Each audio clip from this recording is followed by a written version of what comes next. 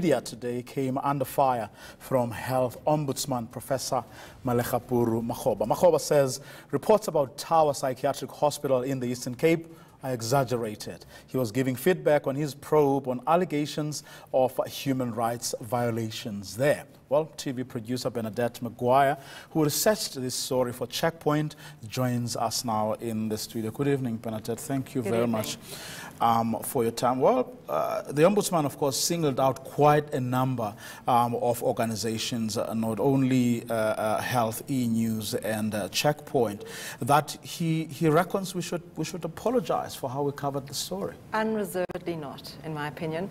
I think that there's absolutely nothing untrue about our story. Admittedly, did report incorrectly about the numbers of deaths that had occurred at Tower Hospital. In their initial report, they subsequently apologized for that. I think that this was an effort to try and detract attention from the far more important issue of what's really going on in mental health care in that province. And I think that what happened there today was an exercise in trying to deflect. And so there was a blame game for the whistleblower and for ourselves as the media. Why do you think he would do that? Or he would be in cahoots with anybody who wants to do that? Look, I think politically right now we're about to launch the NHI. I think that is a very precarious position right now. In a precarious position right now, we can't afford any blots on our copybook. And I mean, the minister himself today, when I interviewed him after the press conference, admitted that there are serious problems and that we need a far more progressive approach to mental health care in this country, and particularly in the Eastern Cape. So strangely, what Dr. Sakeri was saying in terms of we need to revolutionize mental health care in this country, and what the minister's vision is the same thing. So I don't really understand why the whistleblower was lambasted to the degree that he was today. Well, he did say well, he doesn't, not that he doesn't understand the media, but he could have investigated, but that's outside of his mandate. So the best he could do was to say, make a plea, you know, that we apologize. But here's what we want to come to. I mean, for many years now, Health E-News has been the leader in health news coverage, the depth with which you've covered story, but also both the sensitivity and dignity with which you've treated your stories. On a day like this, and upon a reflection, would you say that because of the experiences we've had where there has been a tendency to either not care or to simply brush aside, you know, very real concerns that people that this could well be a direct result of that? Well, it's so hard to say, you know, in a country like ours, and particularly in a province like the Eastern Cape, which has, by the Health Ombudsman's own recognition, had so many successful failures. You know, one doesn't really know how to respond to what happened today. I must say myself, other members of the media who have spent months working on the story were absolutely devastated by the outcomes and shocked by the severity of the recommendations made by the Health Ombudsman today.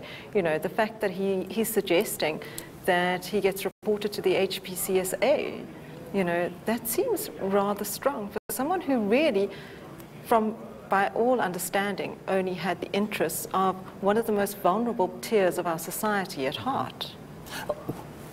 I mean, what for you, what for you are the real issues that I know when you started, you said, well, there should be a focus on mental health, and this is really a diversion. What for you are the issues as far as you understand them from the interviews you've done, from the conversations you've had with families, from the testimonies of health professionals in that part of the country? Look, I think the main thing for me, and I think it's the main thing for the Health Ombudsman as well, is these seclusion rooms. Those seclusion rooms were completely inhumane, and the fact that they were being used for extensive periods of time, sometimes weeks on end, by that hospital, put the lives and the human rights of those patients at huge risk. The fact that those seclusion rooms have now been torn down during this investigation tells me that they recognize that there's a problem there. When I questioned the Ombudsman about this today, his response was, actually, no, it was just coincidental and it was because of the noise. That noise is the noise of a whistleblowing. There's no question in my mind. And that whistleblower was Dr. Sakeri. So why exactly is he taking the brunt of this, is my question mark. The other big thing is the big lie that Dr. Sakeri is being blamed for is apparently that he is guilty of scientific fraud.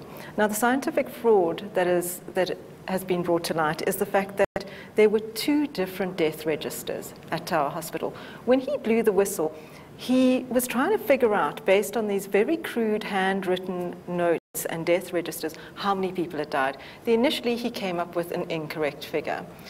And he's being lambasted for that. But at the same time, the hospital management, when they were questioned about the number of deaths, came up with a number that was far below and underreported in terms of the actual number that we know today, which is 68. They claimed it was 25. The department and the hospital management are not being taken to task for this. It does seem like double standards, if you ask me.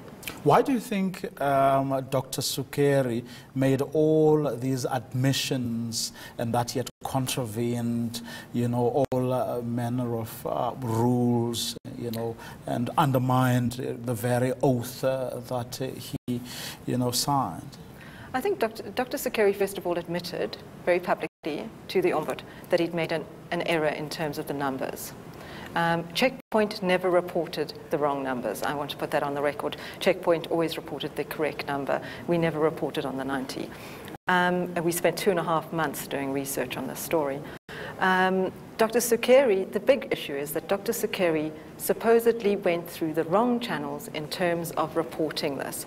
However, on the 20th of February, he approached Professor Makgoba and asked to be protected under the Protected Disclosures Act. Now, subsequently, on the 2nd of March, he involuntarily resigned because he could no longer stand working in that environment. Dr. Sakeri has a very progressive take on things and obviously felt like he could no longer be there. And that, at that point, is when he broke his silence. And this is a big issue, both with the department, who feel betrayed, I think, by Dr. Sakeri going public. And that was very evident in the narrative that we saw unfold today.